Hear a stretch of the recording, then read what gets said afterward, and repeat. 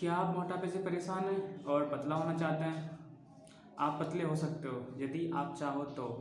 उसके लिए आपको कुछ बातों को जानना होगा, समझना होगा और कुछ टिप्स को फॉलो करना होगा। प्लीज़ इस वीडियो पे बने रहिए और इस वीडियो को कंप्लीट देखिए। Please don't forget this video. सबसे पहले जानना होगा कि आप मोटे क्यों होते हो। हमारी बॉडी में हमें सरवाइव करने के लिए कैलोरीज की आवश्यकता होती है, और यदि हम अपनी बॉडी को ज़्यादा कैलोरीज देते हैं विज कंपेयर टू हमारे हार्ड वर्क के, यदि आप वर्क कम करते हो और कैलोरीज ज़्यादा लेते हो तो वो कैलोरीज क्या होती हैं, हमारी बॉडी में फैट क्रिएट करती हैं, और फैट क्रिएट करती हैं जिसके कारण हमारी बॉडी का साइज धीरे धीरे बढ़ने लगता है। आप मोटे होते कैसे हो, ये डिपेंड करता है कि आप किस तरह का खाना खाते हो। यदि आप ऑयली चीज़ें खाते हो तो और मीठा ज़्यादा खाता हो तो उससे क्या होता है, आपकी पूरी बॉडी का साइज बढ़ेगा, उसमें आपकी बॉडी का हर पार्ट में फैट क्रिएट होगा। और यदि आप केवल लाइट फूड खाते हो, लाइट फूड खाने के बाद रेस्ट ज़्यादा करते हो, मतलब खाना नॉर्मल खा रहे हो बट रेस्ट ज़्यादा कर रहे हो, तो वो आपके रेस्ट करने की कंडीशन पे डिपेंड करता है। यदि आप ज़्यादा टाइम तक बैठे रहते हो तो आपके लव हैंडल्स हो सकते हैं। यदि आप ज़्यादा टाइम तक सोते रहते हो तो आपकी बैक पे ज़्यादा फैट इकट्ठा हो सकता है। सो वो डिपेंड करता है कि आप किस तरह का खाना खा रहे हो और किस कंडीशन में आप रेस्ट कर रहे हो। देखो, जिस तरह पतला होना आसान नहीं है उसी तरह मोटा होना भी आसान नहीं है। मोटा होते हम अपनी गलती की वजह से। सपोज करो आज आपने वर्कआउट करनी बंद कर दी है, या आज से आपने घूमना फिरना सब कुछ बंद कर दिया, बट आप क्या कर रहे हो कि आप घर में बैठे हुए पड़े हुए हो, तो आप मोटे नहीं होगे। यदि आप 1 महीने तक बैठे हुए हो तो भी आप इतने मोटे नहीं होगे। बट यदि आप 3 महीने, 6 महीने, 8 महीने, 1 साल, 2 साल, जैसे जैसे आपका ड्यूरेशन बढ़ता रहेगा रेस्ट करने का, वैसे वैसे आपकी बॉडी पे फैट इकट्ठा होता रहेगा, उतनी क्वांटिटी में इकट्ठा होता रहेगा। जितने लंबे टाइम तक रेस्ट करोगे उतना ही ज़्यादा फैट बॉडी पे इकट्ठा होता जाएगा। पतला कैसे होना है?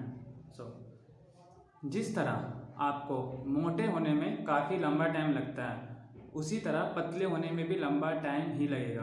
काफ़ी लोग सोचते हैं कि हम 10 दिन में पतले हो जाएंगे, 20 दिन में पतले हो जाएंगे, 1 साल। ऐसा नहीं हो सकता।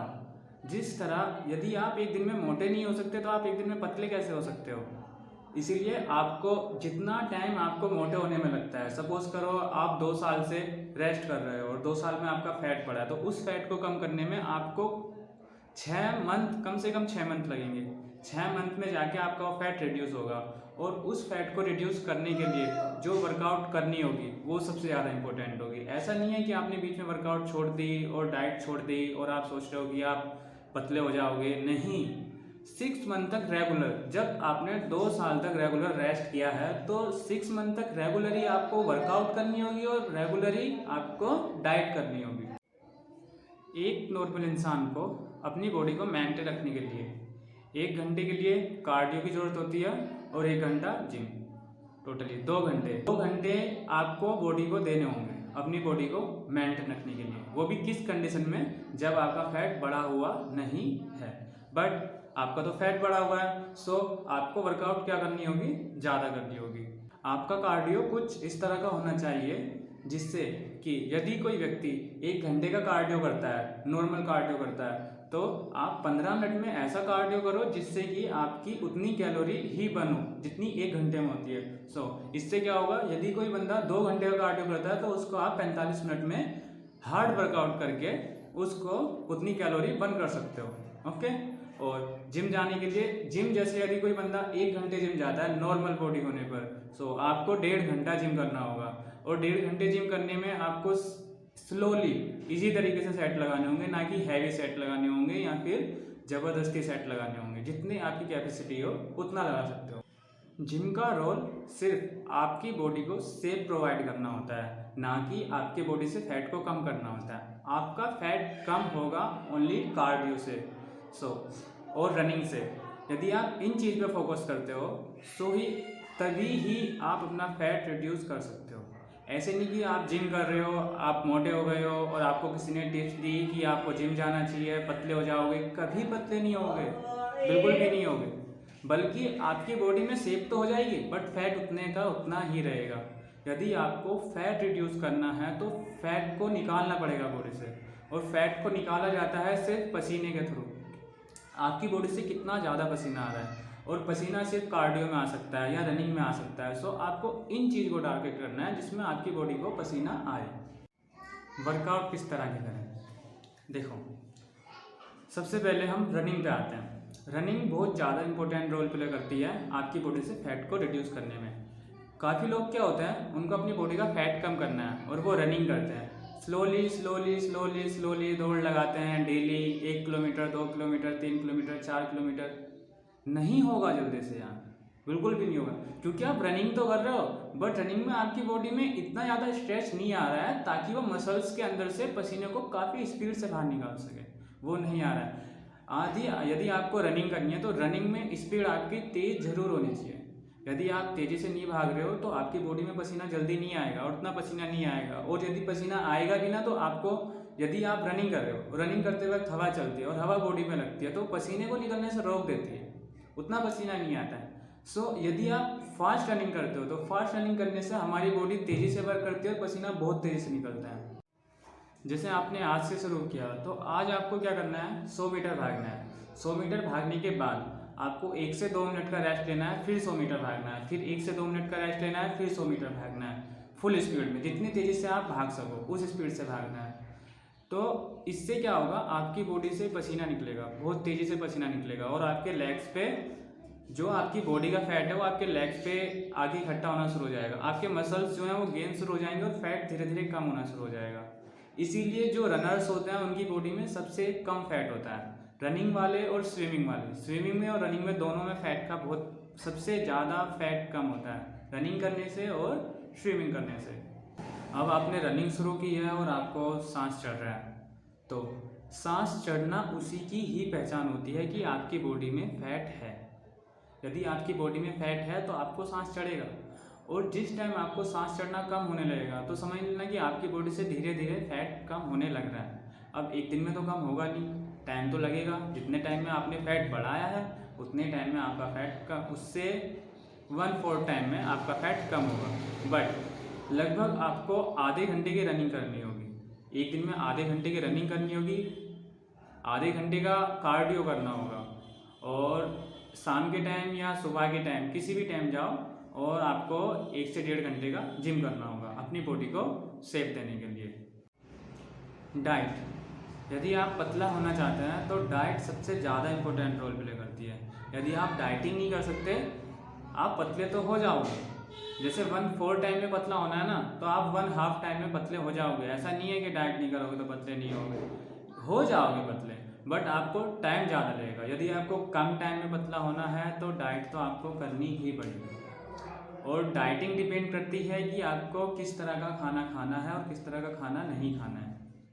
सबसे पहले मीठा सबसे कम खाना है, बल्कि खाना ही नहीं है। यदि खाओ तो या तो दोपहर के टाइम खा सकते हो, दोपहर के टाइम नहीं खा सकते हो, उसके अलावा और किसी टाइम आप मीठा नहीं खा सकते।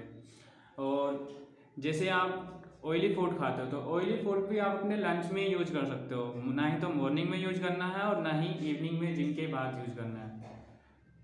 रनिंग, खाली पेट रनिंग करनी है, रनिंग से पहले ग्लूकॉन डी पी सकते हो, बट खाली पेट रनिंग करोगे। रनिंग से पहले ना ही तो चने खाने हैं ना ही कुछ खाना है, और जिम जाने से पहले भी कुछ भी नहीं खाना है। जिम जाने के बाद आप अपनी बॉडी में या थोड़ा बहुत पनीर ऐड कर सकते हो, या लाइट कुछ भी लाइट चीज़ यूज़ कर सकते हो, या 1-2 बनाना यूज़ कर सकते हो, बल्कि मतलब इससे ज़्यादा नहीं खा सकते, बहुत ही कम खाना होगा। सो ये खाना है कि आपको वर्कआउट के बाद थोड़ा खाना है और सुबह रनिंग के बाद भी थोड़ा ही खाना है, और बाकी यदि आपको भूख लगती है तो आप दोपहर को खा सकते हो। और दोपहर में आप क्या, जैसे वेजिटेबल्स हो गए और थोड़े बहुत ड्राई फ्रूट्स खा सकते हो, थोड़ी मात्रा में, ज़्यादा नहीं खा सकते। ऐसा नहीं है कि तुम दोपहर को खाना पेट भर के नहीं खा सकते, दोपहर के टाइम आप ज़्यादा खाना खा सकते हो, पेट भर के भी खा सकते हो, बट आपकी बॉडी को रेस्ट चाहिए होगा। सो दोपहर के टाइम आप खाना खा सकते हो, बट मॉर्निंग में खाना नहीं खा सकते, और जिम करने के बाद खाना नहीं खा सकते। जिम करने के 3 से 4 घंटे बाद आप खाना खा सकते हो, भी नॉर्मल खाना खा सकते हो। रात को ऐसे नहीं है कि आप पराठे खा रहे हो या कुछ भी ऑयली चीज़ खा रहे हो, उससे क्या होगा, जब आप रात को सोओगे, सोते वक्त क्या होगा, वो चीज़ आपकी बॉडी में फैट क्रिएट करने लग जाएगी। वैसे ऐसा होगा तो नहीं, बट फिर भी थोड़ा बहुत तो फैट क्रिएट करेगी, क्योंकि आपने वर्कआउट की है। तो वर्कआउट करने के बाद जो आपके मसल्स हैं उनके ऊपर वो मसल्स को गेन करेगी, और जब मसल्स को गेन करेगी तो आपकी बॉडी में ऑटोमेटिकली बॉडी का साइज बढ़ेगा। फैट नहीं बढ़ेगा, बॉडी का साइज बढ़ेगा। बट यदि आपको कम टाइम में अपना आपको पतला करना है तो आपको अपनी बॉडी को कैलोरी नहीं देनी है। आपकी जो फैट है उसी फैट को कैलोरी की फॉर्म में बॉडी में यूज करना है, और वो कैलोरी की फॉर्म में बॉडी में जब यूज होगा जब आप कम खाओगे और ज़्यादा एक्सरसाइज करोगे। सैलड, आपको अपने खाने के साथ सैलड यूज करना है। अपने जो भी सब्जी बनाते हो या जो भी वेजिटेबल्स या जो भी घर में खाना बनाए उसमें ऑयल की क्वांटिटी कम होनी चाहिए और सैलड उसके साथ यूज़ करना है। बट आप जब सैलड खाते हो या नॉर्मली खाली सैलड ही खाते हो तो आपको भूख लगेगी और प्यास लगेगी, उसके लिए आप पानी पियोगे। बट यदि आपको ज़्यादा भूख लग रही है तो आपको भूख लगने पर खाली पेट नहीं रहना है, आपको थोड़ा बहुत खाना खाना है जिससे आपकी भूख खत्म हो जाए। और जिम जाने से पहले यदि आपको थकान ज़्यादा होती है जिम में, यदि आप जिम में ज़्यादा थक रहे हो तो आप ग्लूकॉन डी पी सकते हो। ग्लूकॉन डी ही मैं ज़्यादा प्रीफर करूँगा क्योंकि मैंने ग्लूकॉन डी ही यूज़ किया। ग्लूकॉन डी से इतनी एनर्जी मिल जाती है जिससे आप आसानी से वर्कआउट कर सको। जैसे मार्केट में बहुत सारे प्रोडक्ट अवेलेबल हैं पतले होने के लिए या डाइटिंग के लिए। मैं तो आपको यही सलाह दूंगा इस तरह के कोई भी प्रोडक्ट यूज़ ना करें तो ये अच्छा है। जब आप अपनी बॉडी का फैट नॉर्मली नेचुरल तरीके से बढ़ाते हो तो फैट भी तो कम आपको नेचुरल तरीके से ही करना होगा। यदि आप उसके लिए कोई दूसरा तरीका या कोई मेडिकल दवाई यूज करते हो तो मैं नहीं कहूँगा कि आपकी बॉडी उस तरह से ठीक होगी जिस तरह से आपका पहले आपकी बॉडी की सेहत थी। बहुत कुछ बदल सकता है, आपकी स्ट्रेंथ कम हो सकती है, आपके बोन्स कमज़ोर हो सकते हैं। आपको जिम में दो चीज़ पे ज़्यादा फोकस करना है, एक तो चिनअप्स पे और दूसरा डिप्स पे। आपको सबसे ज़्यादा से ज़्यादा डिप्स लगानी है और ज़्यादा से ज़्यादा चिनअप्स लगानी है। उससे क्या होगा, आपके सबसे ज़्यादा लोग पेट पे से मोटे होते हैं, पेट का फैट सबसे ज़्यादा बढ़ता है, सबसे ज़्यादा फैट पेट पे ही आता है। सो वो जो फैट होगा वो फैट आपकी बॉडी में एक तो सबसे पास हमारे चेस्ट पड़ते हैं पेट के और हमारी बैक पड़ती है, तो वहाँ से जो फैट है वो फैट कैलोरी में जल्दी कन्वर्ट हो जाता है और मसल्स में भी जल्दी से यूज हो जाता है। सो इसीलिए आपको चिनअप्स और डिप्स लगाने से आपके बैक का और चेस्ट का साइज बढ़ेगा और धीरे धीरे आपका पेट का साइज भी उसके कंपेयर में छोटा दिखने लगेगा।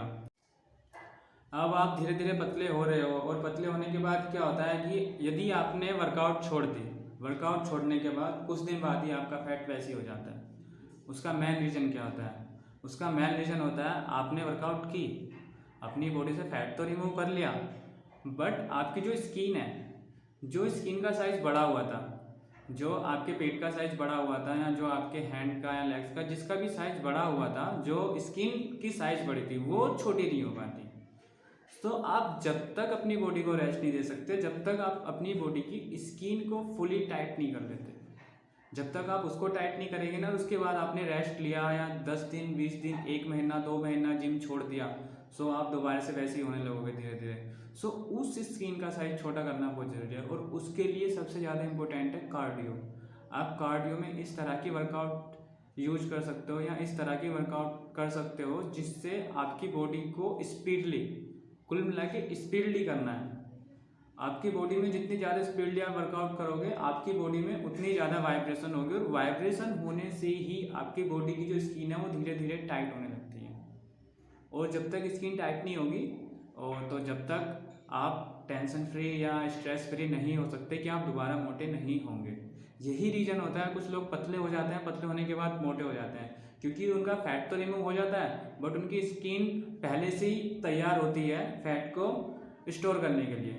अब सपोज करो एक बैग है और बैग के अंदर आप किसी चीज़ को भर देते हो और उस बैग को फिर खाली करते हो, तो बैग तो वैसी की वैसी है ना, उसमें दोबारा भर सकते हो, बट जब तक आप उस बैग को ही ख़त्म नहीं करोगे जब तक आप पतले नहीं हो सकते।